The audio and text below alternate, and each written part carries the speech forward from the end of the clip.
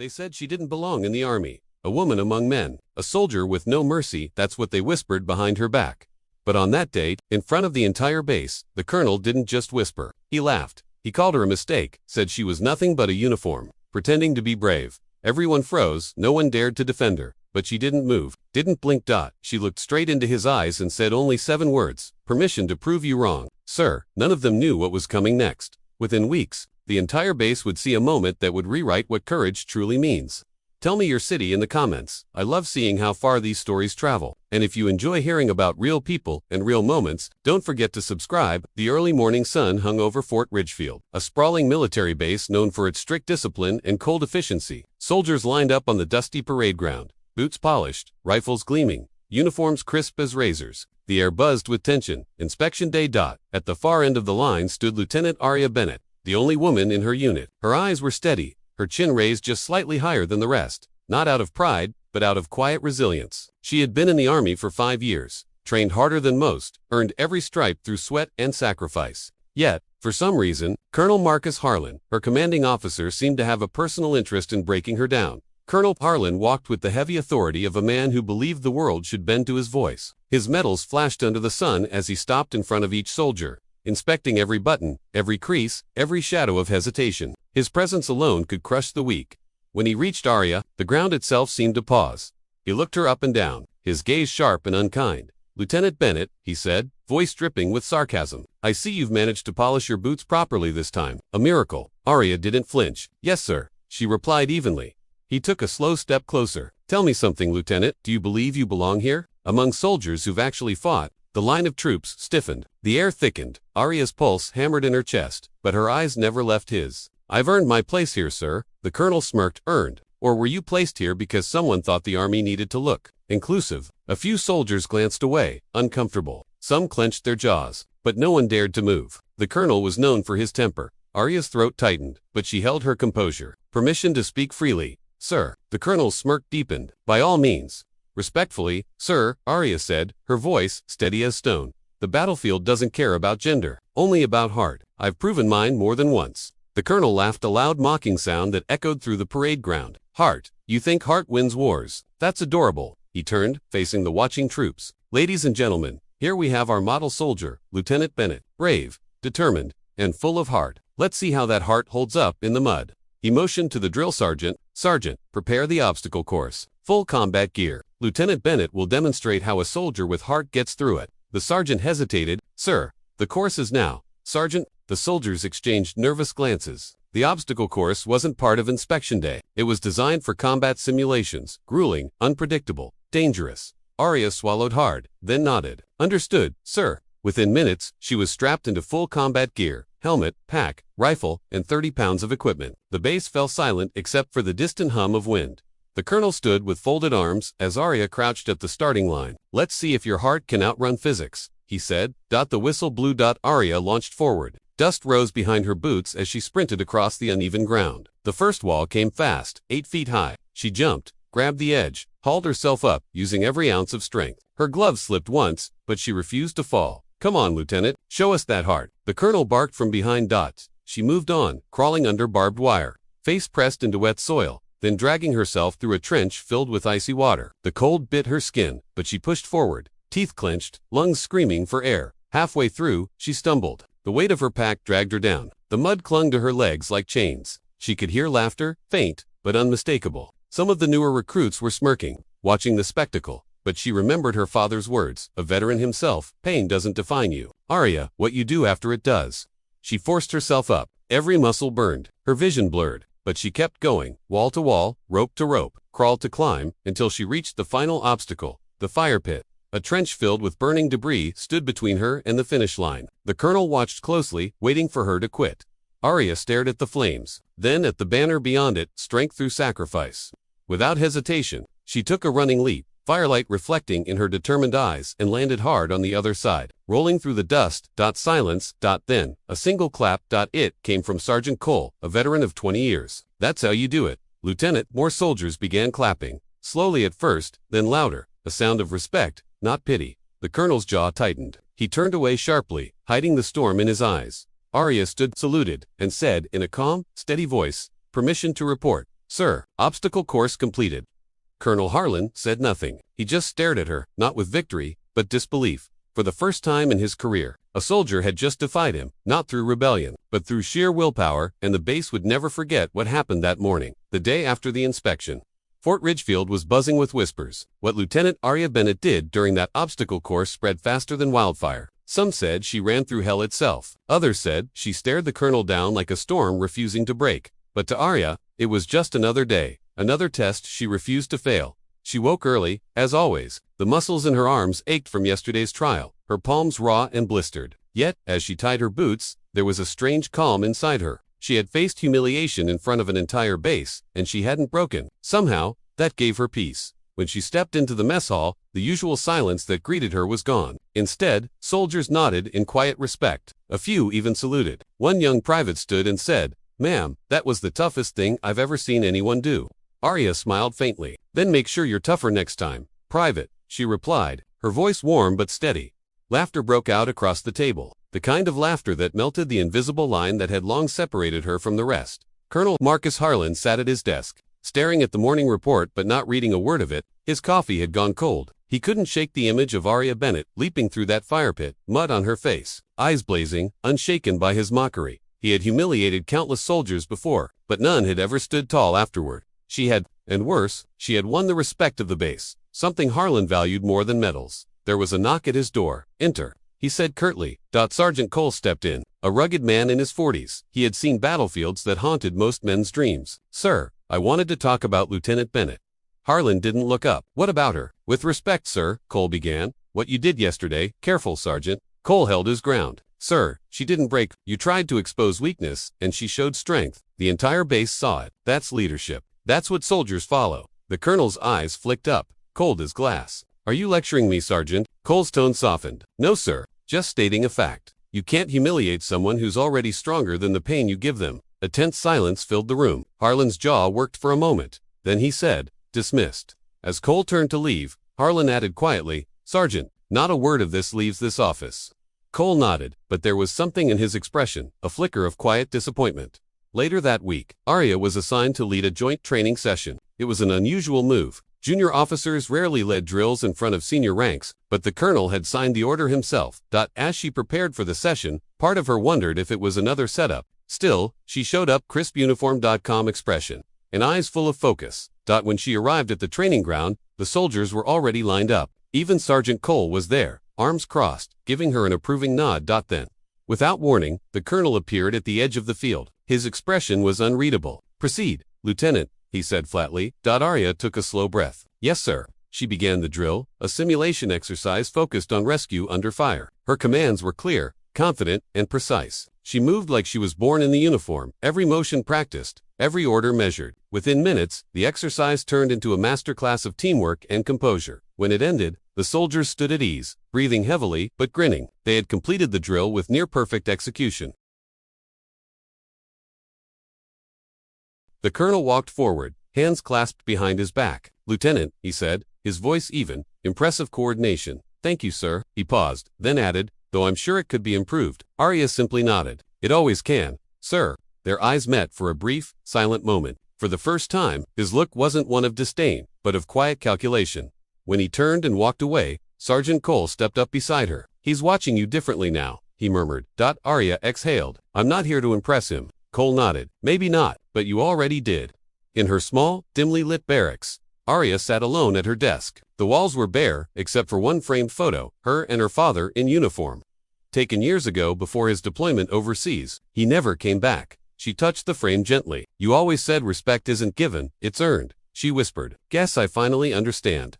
Her reflection in the glass looked tired, but not defeated. There was something deeper now, a strength forged in fire, both literal and emotional. Suddenly, there was a soft knock on her door. "Come in," she said. The door opened. Private Jenkins, one of the youngest recruits, stood nervously, holding a folded letter. "Ma'am, this came for you." From command, she took it and unfolded it slowly. It was an official commendation for exceptional conduct under pressure during public inspection. Signed by Colonel Marcus Harlan.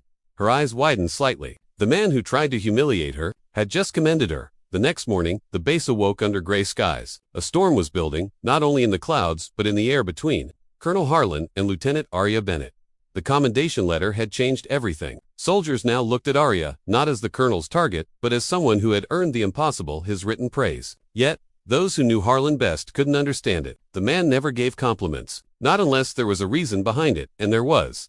Colonel Harlan sat at his desk, staring at a file that had been locked away for years, a thin folder with the name Captain Daniel Bennett stamped across the top dot. He opened it slowly. Inside were faded mission reports, commendations, and a black and white photograph of a smiling officer. The same sharp jawline, the same steady eyes. Arya's father, Captain Daniel Bennett, Harlan muttered under his breath. The man who saved my life in Helmand. His hand trembled slightly as he flipped through the pages. The memories flooded back like ghosts, the ambush in the desert, the explosion, the blood, and Daniel pulling him out of a burning Humvee despite being hit himself. Daniel didn't survive the next day, but his courage had haunted Harlan ever since. Now, 20 years later, he had humiliated that man's daughter out of arrogance, out of habit, out of something darker, guilt. Later that afternoon, Arya was called to the colonel's office. The request came through official channels, and though she wasn't nervous, her curiosity burned. She entered and saluted sharply. Lieutenant Bennett reporting, "Sir." Harlan didn't immediately respond. He gestured toward the chair across from his desk. "At ease, Lieutenant, sit." She hesitated, but obeyed. He studied her for a long moment. "You remind me of someone I once knew," he said quietly. Arya frowned slightly. "Sir, your father," Harlan said. "Captain Daniel Bennett." Her breath caught. "You knew him." Harlan leaned back, eyes distant. "He was one of the finest soldiers I ever served with. Saved my life once. I didn't realize who you were until after the inspection." A cold silence filled the room. Arya stared at him, disbelief mixing with restrained anger. "You humiliated your friend's daughter. For what?" Harlan's jaw tightened. "I didn't know. But that's not an excuse. I've been harder than necessary." Arya's voice rose slightly, but still steady. "You think a letter fixes that, sir?" He didn't answer immediately. Then, softly, "No. But maybe this will." He reached into his drawer and placed a small worn dog tag on the desk, engraved with Daniel Bennett. Arya's eyes widened. "Where did you?" "He handed it to me the day before he died. Told me to return it when I meet someone who deserves it. I suppose I finally have." Her fingers trembled as she picked it up. The metal was cold, but it burned in her palm. The last piece of her father she never knew existed. "Why now?" she whispered. Harlan's gaze dropped. "Because I saw the same fire in you that he had. The same heart. And I tried to break it. Maybe because I never forgave myself for surviving when he didn't." For a long moment, neither spoke. The room was filled only with the soft hum of the ceiling fan and the faraway rumble of thunder. Then Arya said quietly, "My father wouldn't have wanted guilt. He would have wanted you to keep leading, but better." Harlan looked up, startled by her composure. "You speak like him." She stood, saluted sharply. "With respect, sir, I don't speak like him. I am him." And then she walked out, leaving the colonel sitting in silence, the storm outside beginning to pour. Later that evening, Arya stood near the base's memorial wall, names carved into stone, rain streaming down the surface like tears. She traced her father's name with one finger, the dog tag glinting in her other hand. Sergeant Cole approached quietly, an umbrella in hand. "He told you, didn't he?" Arya nodded. "He knew my father." Cole sighed. "That man's been carrying ghosts for a long time. Maybe you just gave him a reason to stop." Arya looked up at the storm. "Maybe, or maybe it's not about stopping. Maybe it's about finally remembering the right way."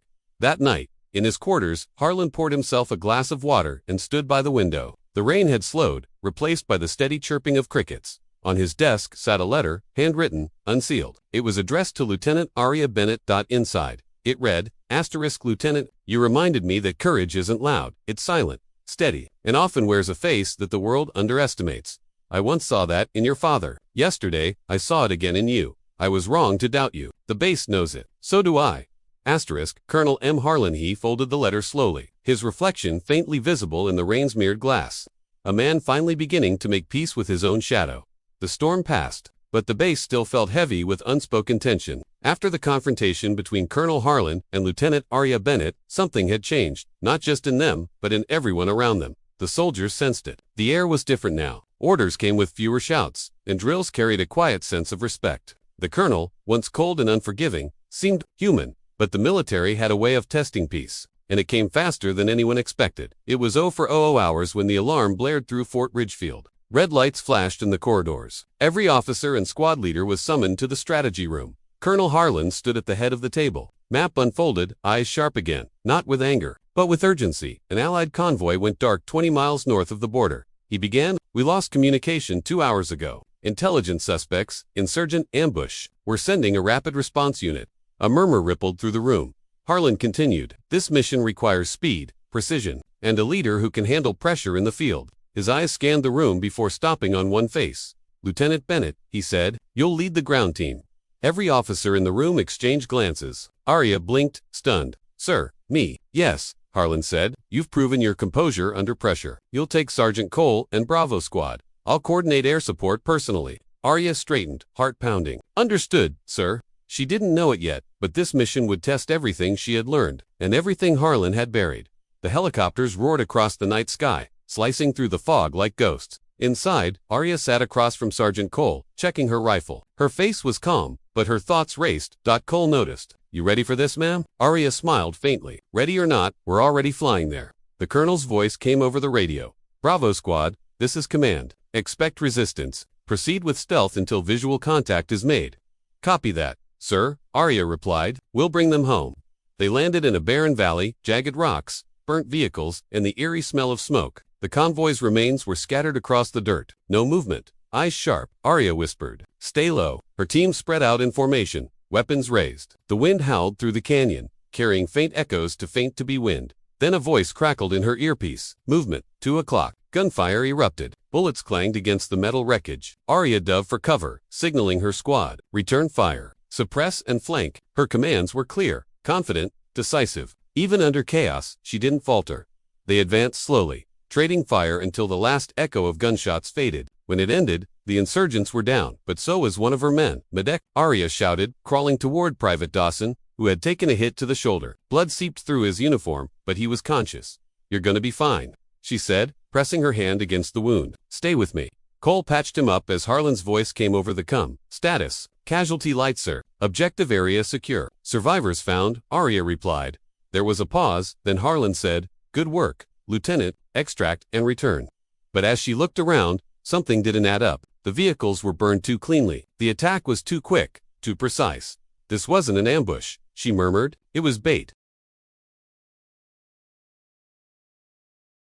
Before she could finish, a distant rumble shook the ground. Arya's eyes widened. Armored trucks were approaching fast, lights cutting through the dust. Contact incoming. She yelled, take cover. Explosions ripped through the valley. Dirt and fire filled the air. Arya's helmet cracked against the rocks as she hit the ground. For a moment, her vision blurred. Then she heard Cole's voice through the static. They're surrounding us. We're pinned. Hold position. She shouted. We're not losing anyone. Through the haze, she spotted a ridge overlooking the battlefield. The perfect high ground for defense. Cole, get everyone up that hill. I'll cover the rear. Cole hesitated. That's suicide. Ma'am, go. She ordered. Without hesitation. She turned back toward the advancing trucks, reloading and firing with precision. Her rifle barked through the smoke, each shot buying her squad precious seconds. Back at base, Colonel Harlan listened in horror as the radio crackled with gunfire. Bravo team, respond. No reply. He slammed a fist against the console. Get me air support now. The technician shook his head. Sir, the weather's too heavy. Visibility 0.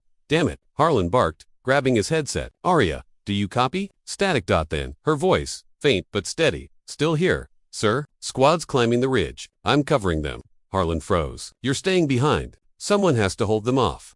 There was a long pause. Harlan's throat tightened. Don't you dare repeat your father's mistake. Arya's tone softened. He didn't make a mistake, sir. He made a choice, just like I am. The last truck rolled closer, insurgents shouting. Arya crouched behind a burned vehicle, counting her remaining rounds. 3 bullets. 1 grenade. She whispered a silent prayer, pulled the pin, and hurled it toward the lead vehicle. The explosion threw debris and fire into the night. She ducked, heart pounding, dust filling her lungs. Her radio crackled again, Harlan's voice breaking through. Arya, air support's inbound. Hold your position. She smiled faintly. Always do, sir. Then the sky roared, jets cutting through the storm clouds, missiles raining down on the enemy trucks. Within seconds, the valley turned into fire and thunder. When the smoke cleared, Arya was lying on her back, exhausted but alive. The colonel's voice came through the static again. Status. She coughed, smiling. Mission complete. Base secured. The entire control room erupted in applause. But Harlan didn't move. His eyes glistened as he whispered, just like your father. Dawn crept over Fort Ridgefield like a slow breath, pale light stretching across the tarmac. Washing away the smoke of last night's storm, the rescue helicopters landed one by one, rotors chopping through the silence. Medical teams ran forward, pulling wounded soldiers out on stretchers, shouting codes, giving orders. And then she stepped out, Lieutenant Arya Bennett. Bruised, exhausted, her uniform scorched and torn, her hands trembling around a rifle she refused to let go of. The base stopped moving. Soldiers stood frozen. The very same people who once whispered behind her back now stared in awe. Even the colonel was there, waiting on the landing strip, jaw set, eyes unreadable. As Arya approached, she tried to salute, but her arm faltered. Harlan caught her wrist mid-air. "At ease, Lieutenant," he said softly. "You've saluted enough for a lifetime." For a moment, the two just stood there, the once merciless commander and the soldier he tried to break. Then, in a voice steadier than it should have been, Harlan said, "You led your men through hell and brought them home. You didn't just complete a mission, you changed this base." Arya's voice was hoarse. "Just did my duty, sir." Harlan shook his head. "No, you did more than duty. You reminded us what duty means." 3 days later, the parade ground that once witnessed Arya's humiliation was now filled with banners and brass. Every officer and recruit stood in formation. The colonel stepped up to the podium, his uniform immaculate, his medals gleaming, but his tone wasn't cold this time. It carried something new. Humility. "Soldiers," he began, "we often talk about courage as if it's built from strength or rank, but real courage doesn't come from medals or authority. It comes from heart, the kind that stands tall when everything else falls apart." He turned toward Arya, who stood at attention in front of him. Lieutenant Bennett, front and center. She stepped forward, boots echoing in perfect rhythm against the ground. The colonel took a small velvet box from the table beside him. "For extraordinary leadership under fire," he announced, "and for embodying the very spirit of this uniform, I hereby award you the Silver Star for valor." The crowd erupted in applause. Even Sergeant Cole, the stoic veteran, had tears in his eyes. Harlan pinned the medal onto her chest, his hands trembling slightly. Then, in a move that silenced the entire base, he saluted her. Not the other way around. Gasps rippled through the ranks. No one had ever seen a colonel salute a subordinate first, but at that moment, everyone understood why. Later that night, the base was quiet again. The sun had set behind the barracks, painting the sky in gold and violet. Arya sat by the memorial wall, the Silver Star resting in her palm. Beside her father's dog tag, the two pieces of metal, one from the past, one from the present, gleamed side by side. Bound by the same legacy, footsteps approached behind her. She didn't turn. "Didn't think you'd come out here again," she said softly. Harlan stopped beside her. "I come here more often than I admit," he replied. For a long moment, they both stared at the names carved into the wall. "He was a good man," Harlan said finally. "Your father. He'd be proud of you." Arya smiled faintly. "I hope so." Harlan nodded. "You've reminded me of something I forgot, that leadership isn't about control. It's about trust." She looked at him, her eyes soft but steady. "You didn't forget, sir. You just needed someone to remind you." He chuckled quietly. "Guess I did." Then he reached into his pocket and handed her a folded document. "Your transfer papers. You're being promoted to captain. You'll be leading your own unit." Arya's eyes widened. "Sir, I know arguments," he interrupted. "The army needs more leaders like you." She looked down, humbled. "Thank you, sir." He gave a rare, genuine smile. "No, Lieutenant, thank you." Weeks later, as Arya prepared to leave for her new post, the base gathered once more. Soldiers lined the road, saluting her convoy as it rolled out. From his office window, Colonel Harlan watched her vehicle disappear beyond the gates. He stood in silence, then turned to his desk where two items lay side by side, his service medal and a photo of Captain Daniel Bennett. He whispered, "She carried your strength, old friend, and gave it back to all of us." Outside, the wind carried the sound of marching boots fading into the horizon, the sound of a legacy continuing. You're still here, and that means you cared enough to listen till the end, and that's rare these days. If this story hit home for you, please like, subscribe, and let me know your thoughts. I read them all, and I value every word.